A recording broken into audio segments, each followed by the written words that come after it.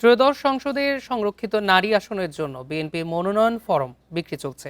সকাল 11টায় নয়াপল্টনে দলের কেন্দ্রীয় কার্যালয়ে এই কার্যক্রমে উদ্বোধন করেন জ্যেষ্ঠ যুগ্ম মহাসচিব ও প্রধানমন্ত্রীর রাজনৈতিক উপদেষ্টা রুহুল কবির রিজভী।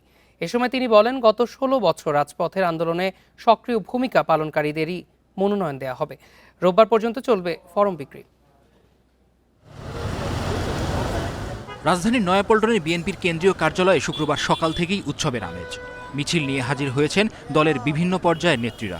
লক্ষ্য, ত্রয়োদশ সংসদে সংরক্ষিত আসনে দলীয় টিকিট নিশ্চিত করা। আনুষ্ঠানিক উদ্বোধনের পরই ফর্ম তুলতে শুরু করেন মনোনয়ন প্রত্যাশীরা। আশা, দলের প্রতি ত্যাগের স্বীকৃতি পাবেন তারা। বিশেষ করে বিগত সময়ে যারা দমন পীড়নের শিকার হয়েছেন তাদের প্রত্যাশা অনেক বেশি। যেহেতু আমি সাংস্কৃতিক একজন কর্মী, আমি সাংস্কৃতিক কর্মী হিসাবে আমি বাংলাদেশে সংস্কৃতিটাকে আমি এগিয়ে নিয়ে যাব। আমাকে কোনো দায়িত্ব দেওয়া হয় বা আমি যদি মনোনীত হই, সেক্ষেত্রে আমার এলাকার মানুষের জন্য আমি কাজ করব। এখন আমাদের প্রধানমন্ত্রী অত্যন্ত শক্তিশালী। তিনি নতুন প্রজন্মকে অনেক প্ল্যান করেছেন, একটা নিশ্চিত অবস্থানে নিয়ে যাবেন দেশকে। ভোটে নির্বাচিত হলে নারী উন্নয়ন, কর্মসংস্থান সহ এলাকার সমস্যা নিরসনের প্রতিশ্রুতি দিচ্ছেন নেত্রীরা। জানান, বিএনপির 31 দফা বাস্তবায়নে কাজ করবেন তারা। তো যেহেতু আমি একজন নারী, আমি নারীদের অগ্রাধিকার সবচেয়ে আগে দেখব। স্বৈরাচারকে ভয় পাইয়ে ঘরে থাকিনি, যেহেতু থাকিনি, সেটা আমাদের মাননীয় প্রধানমন্ত্রী সহ নেতৃবৃন্দর অবশ্যই তাদের নলেজে আছে।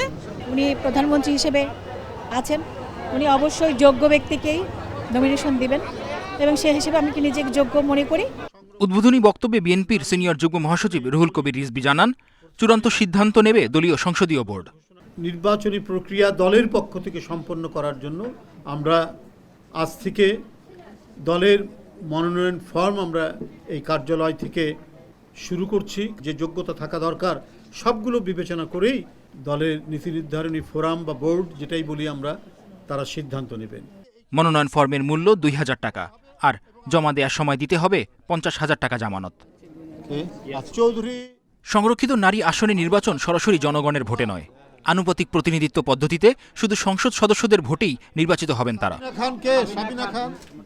শিকদার মেহেদী, ইন্ডিপেন্ডেন্ট নিউজ,